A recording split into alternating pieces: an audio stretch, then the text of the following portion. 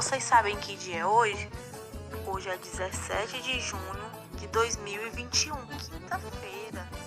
E hoje a tia Priscila trouxe um vídeo bem legal. Hoje nós vamos dançar.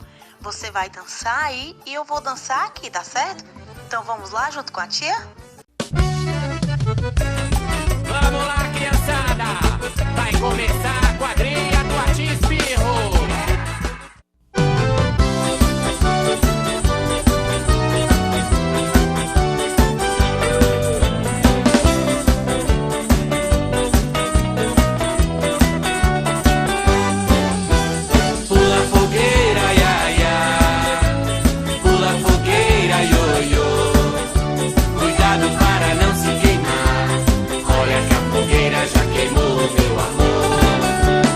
Pula fogueira, ia, ia.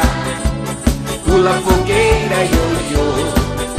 Cuidado para não se queimar. Olha que a fogueira já queimou, meu amor.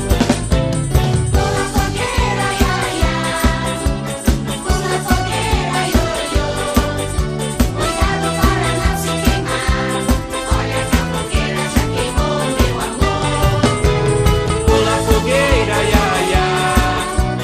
Pula fogueira, ioiô. Cuidado para não se queimar. Olha que a fogueira já queimou, meu amor.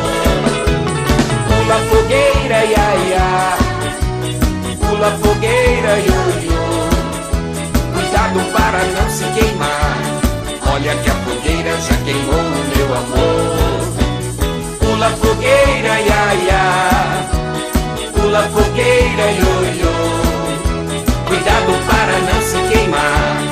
Olha que a fogueira já queimou, meu amor. Gostaram do vídeo? Foi muito divertido, né? O mês de junho é o mês de festas juninas. Então é bem divertido, tem bastante músicas animadas. E hoje a tia Priscila trouxe essa música da Pula Fogueira. Foi muito legal dançar junto com vocês. Agora vamos fazer a nossa atividade, é essa daqui, ó. Vamos colar palito de fósforo na madeira e vamos fazer um lindo colorido na fogueira. Faz aí o de vocês e não esquece de me mandar foto, tá certo? Beijos e até a próxima aula.